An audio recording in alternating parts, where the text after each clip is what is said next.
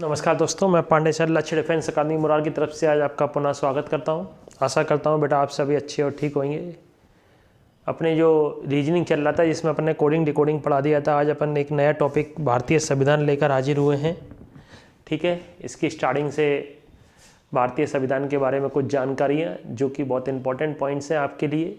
जो important point है वही बोर्ड पर बताए गए हैं बेटा। ठीक है, तो आप इसको अपना कॉपी और पेन लेके बैठ जाइए और इस पर कॉपी पे इसको नोट कीजिए और याद कीजिए। सबसे पहला पॉइंट है, भारतीय संविधान किसने लिखा, यानी संविधान निर्माता कौन है।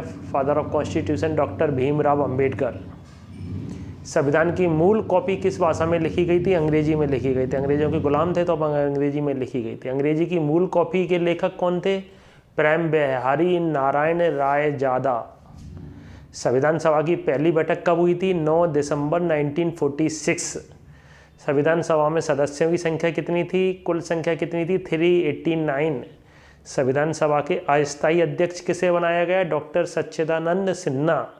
संविधान सभा का स्थायी अध्यक्ष किसे बनाया गया, डॉक्टर राजेंद्र प्रसाद। संविधान बनकर तैयार कब हुआ, 26 नवंबर 1949। संविधान बनने में लगा समय कितना है, 2 वर्ष 11 महीने 18 दिन। नेक्स्ट क्वेश्चन है, संविधान लागू कब हुआ, 26 जनवरी 1950। मूल संविधान में कितनी अनुसूचियां थीं, 8। वर्तमान में 12 है बेटा, याद रखना है। मूल संविधान में कितने अनुच्छेद थे, 395। मूल संविधान में भागों की संख्या कितनी थी, 22 भाग। संविधान दिवस कब मनाया जाता है, 26 नवंबर। भारतीय संविधान को पारित कब किया गया, 26 नवंबर 1949। भारतीय संविधान कैसा है, लिखित संविधान है। विश्व का सबसे बड़ा लिखित संविधान है भारतीय संविधान, याद रखिए। जबकि ब्रिटेन का संविधान कैसा है, अलिखित है। भारतीय संविधान में किस प्रकार की नागरिकता है, एकल नागरिकता। एकल नागरिकता का मतलब आप भारत में कहीं भी भ्रमण कर सकते हो, आपको कोई वीज़ा लेने की ज़रूरत नहीं है। जबकि अमेरिका में बेटा दोहरी नागरिकता है। अगर आपको एक स्टेट से दूसरे स्टेट जाओगे अमेरिका में तो आपको पहले वीज़ा बनवाना पड़ेगा। अपने यहाँ अगर आप एमपी से यूपी जाओ या एमपी से बिहार जाओ तो वीज़ा बनवाने की ज़रूरत नहीं है। इसको बोलते हैं एकल नागरिकता।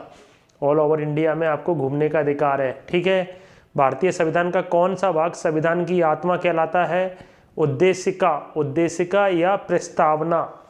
भारतीय संविधान का कौन सा भाग संविधान का आत्मा कहलाता है, उद्देशिका या प्रस्तावना।